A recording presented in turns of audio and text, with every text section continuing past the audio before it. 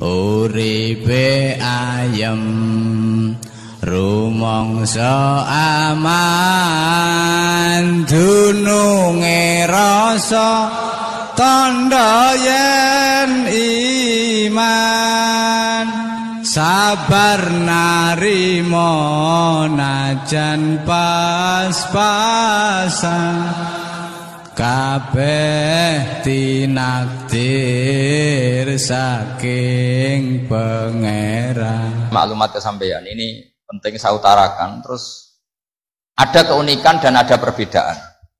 Kalau sampean sholat imamnya itu biasanya habis sholat madhep mana? Umumnya di kiai ini sampean tetap madhep kiblat apa madhep ngalor? Cara Indonesia. Ayo yang madhep kiblat, kiainya madhep kiblat ngaco. Yang gampang itu. Kiblat. Yang serong. Buka serong koyo wong nakal ya. Madhep utara, madhep ngalor. Apa? Berapa? Imam sampean madhep ngalor. Terus nak sing madhep ngetan. Enggak ada kan? Ngono nampu jawab, yang madhep ngetan kubu sebelah ngono aneh wae.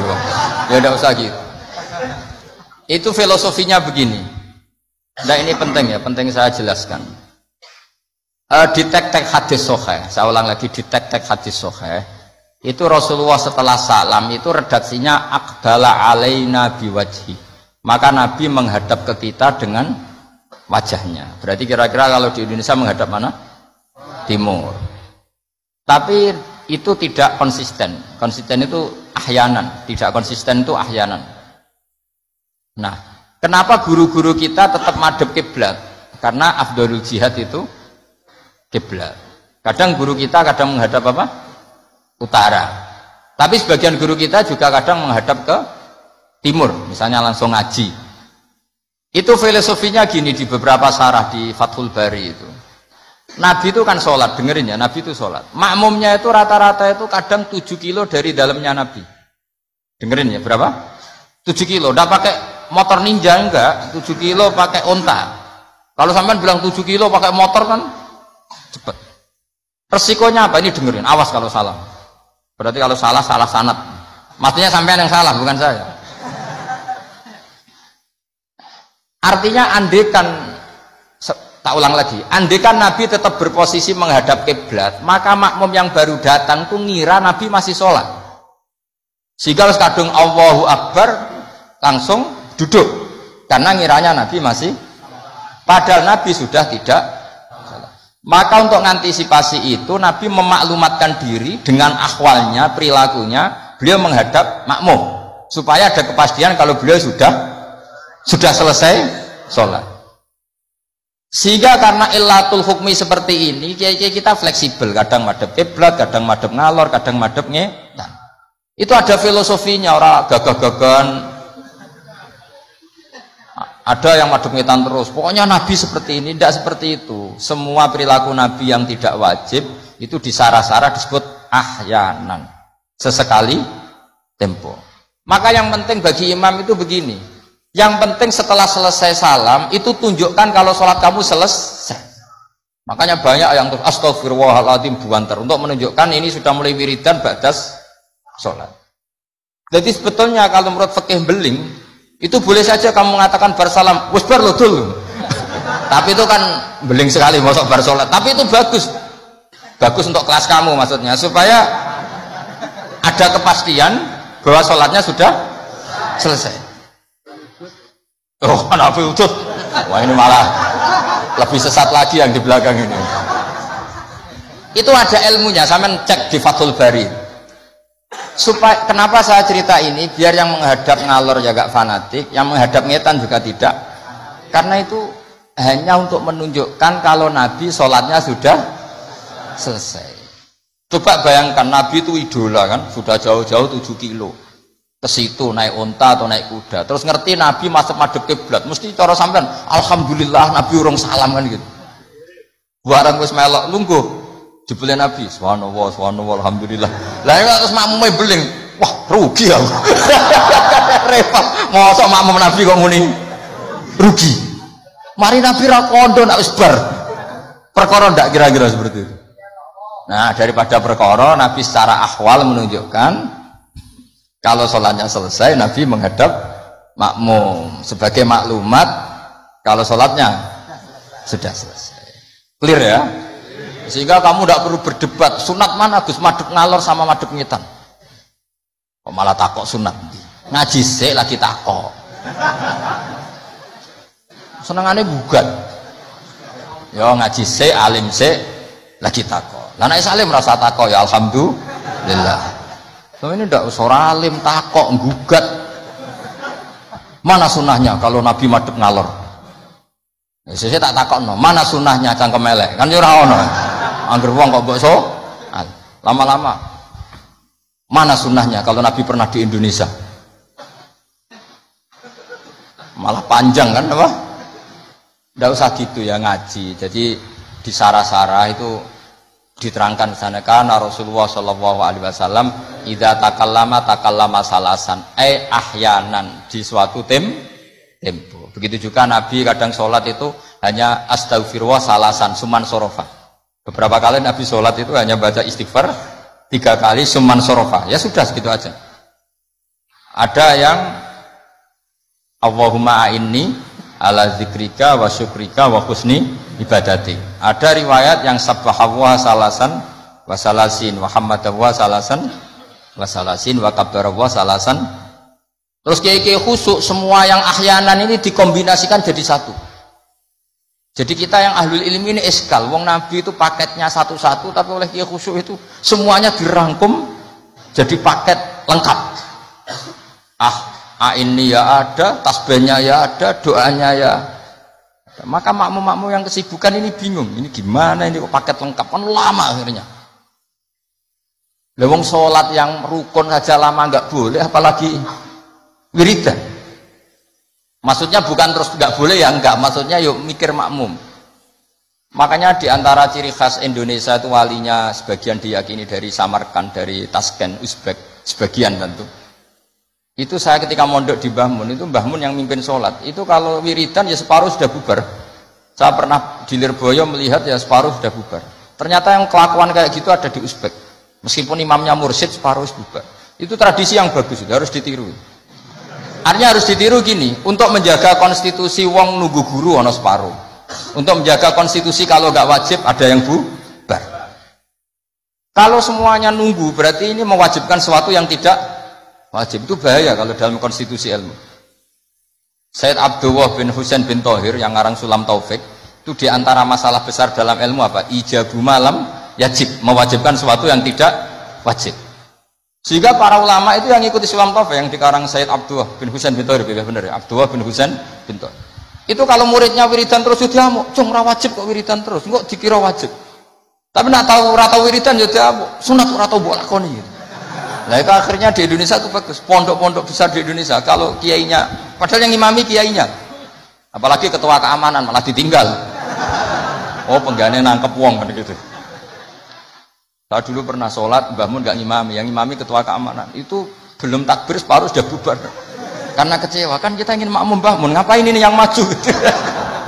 Wah repot. Ya jadi tradisi itu jangan pahami yang macam-macam ya.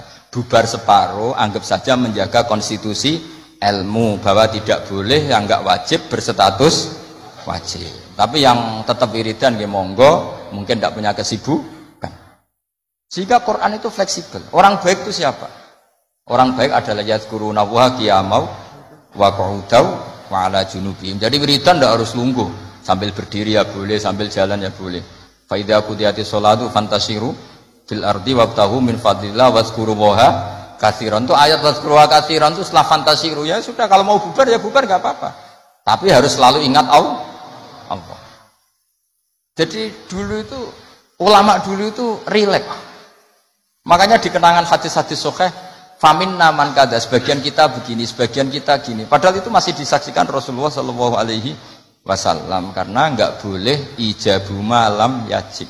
Dari Sayyid Abdullah bin Husain bin Thohir, pengarang Sulam Taufik, di antara kesalahan dalam ilmu adalah apa? Mewajibkan sesuatu yang tidak wajib. Sehingga Rasulullah saking menjaga konstitusi itu, Rasulullah itu figur yang luar biasa. Sampean sowan bupati atau sowan kiai, bar rokok, bar tangi itu, kira-kira sopan apa enggak? Enggak sopan kan? Harus sikatan dulu. Sebab itu normalnya sikatan itu wajib kalau mau sholat. Mengalsoan kiai wes sikatan.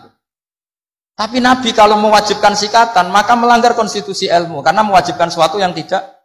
Padahal Nabi berhak karena beliau Nabi musyarrek. Tapi Nabi ngedikannya kelihatan ngeper. Tapi ngeper ini menunjukkan Nabi betapa mutabakhir fil ilm. Laula an asyukko ala ummati la amartuhum bisiwak inda kulli sholatin. Umpama gak masakoh ning umatku siwak tak wajibno. Karena secara etika harusnya wajib. Tapi secara konstitusi nyatanya tidak wajib. Nah karena baina ini. Kira mana nih baina? Ya antarane iku be antarane iku. Nabi ngendikane laula an asyukko.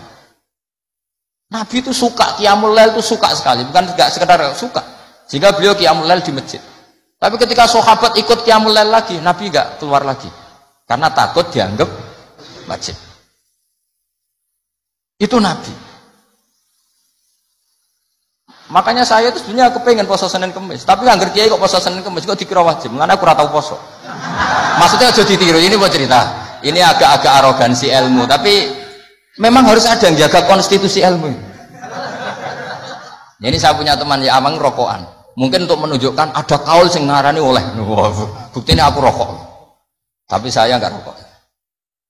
Jadi harus ada yang menjaga konstitusi ilmu. Saya sering ngecek beberapa hadis. Nabi itu kalau ada sesuatu yang positif, inginnya itu diwajibkan. Tapi secara konstitusi enggak wajib. Misalnya menggambarkan betapa pentingnya taatnya istri sama suami. Nabi ngendikan gimana tuh? Kalau saja boleh seseorang makhluk boleh sujud sama makhluk, maka saya akan memerintahkan seorang istri bersujud sama suaminya. Tentu suami yang tidak kayak sampean, maksudnya itu gambaran. Sampean harus disujudi. Ora dipisoi sampai gitu kan. Artinya Nabi itu menjaga konstitusi ilmu itu luar biasa. Ya kayak tadi, normalnya sikatan itu wajib gak? Wajib kan, normalnya loh. Karena tangi turu berrokokan. Terus muni Allahumma lakal hamdu bul. Tapi kalau diwajibkan secara konstitusi tidak wajib. Tapi secara etika wajib. Makanya ketikanya ngeper laula an asyukko ala umat. Sekarang tak beri contoh lagi. Ndak ini ngaji. Saya tadi sudah pamit sama Habib Bidin, saya kalau Rejab itu memang enggak ngaji sudah. Jadi saya berai bukan ada masih di Damaran, nanti saya tinggal satu pertemuan. Rejab ruah puasa itu saya tidak ngaji seperti ini. Jadi jeda. Anggap aja sinau menel, kulaan. Karena memang kalau mau Rejab itu banyak yang khataman di rumah. Jadi saya fokus ngurusi santri yang mau apa? Khataman. Tapi memang itu adat saya seperti tadi, saya sudah matur Habib Bidin, matur Habib Amang, Habib Ali sudah. Memang artinya nggak ada apa-apa, bukan karena bosan sampean bosan. Ya rontok lah mungkin, tapi bukan karena itu. Saya beri contoh. Sekarang doa paling mustajab itu jam berapa? Kalau jam Indonesia kira-kira jam 3 kan atau setengah 4 lah. Kenapa harus ada sholat isya yang di Kudus jam berapa misalnya sholat isya? Biasanya setengah 8, anggap aja setengah 8 lah aman kalau jam. Maka Nabi ini ngeper, tapi ngepernya pinter, ngeper dari ilmu, bukan ngeper dari ragu. Ngeper itu ada dua, ada ngeper karena nggak ngerti, ada ngeper saking pinternya.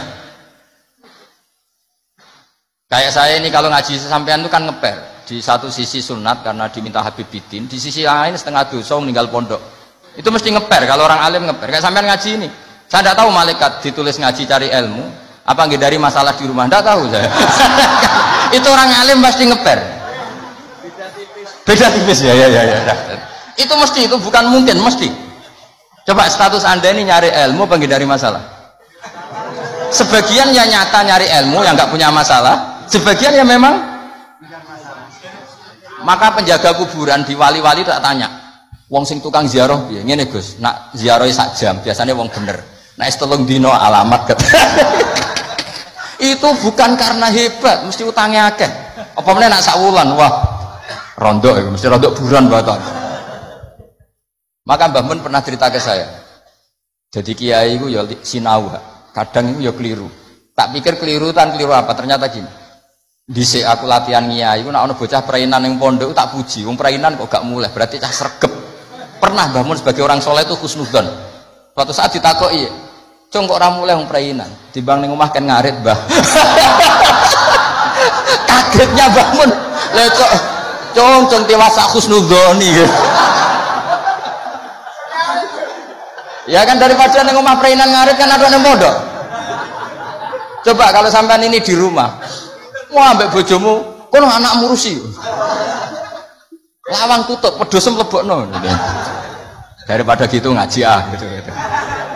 Tapi ya ada yang, tapi tidak semua. Saya yakin tidak semua, cuma banyak.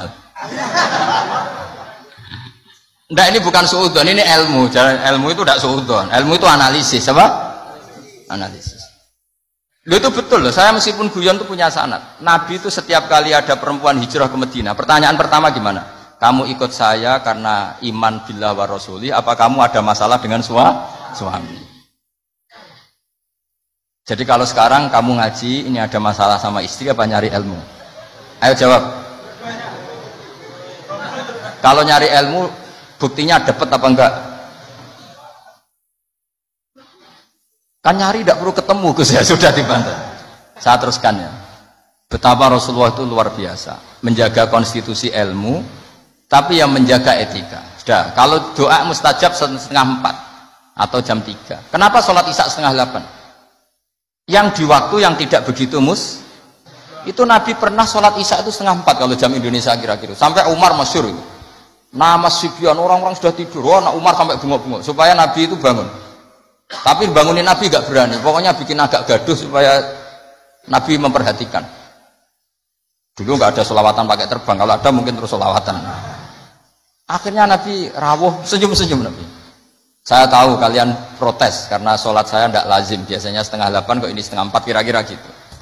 Tapi laula ana syukqa ala ummati, andai kan saya tidak beratkan umatku, yang benar sholat isya ya jam seperti ini, karena ini saatul ijabah. Jadi Nabi itu antara mengakui kalau itu saatul ijabah karena yanzilu rabbuna iku idza yabqa sulusul lailil akhir. Tapi dengan kenyataan kalau itu diteruskan masyaqqah bagi umatnya. Tapi kalau Nabi tidak pernah melakukan, dikira waktu afdol sholat isya tetap 7:30, padahal ada yang afdol yaitu 3:30. Entah jam 3 atau 3:30. Maka Nabi ngendikannya 2 kali. Kalau saja tidak memberatkan umatku, maka mereka akan saya ajak sholat isya ya jam seperti ini, karena jatuh pada saatil ijabah.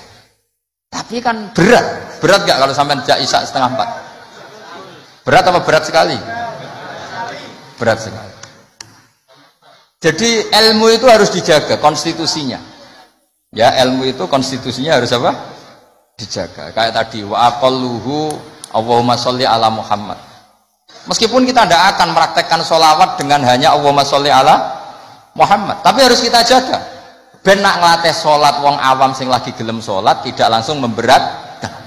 Coba wong awam lagi sholat kok latih nanti innaka hamidum majid Allahumma inni a'udzubika min adzab, ora sida sholat karena kesuwen. Jadi makanya ada paket minimalis. Bayangkan orang yang baru sholat, ada paket ideal.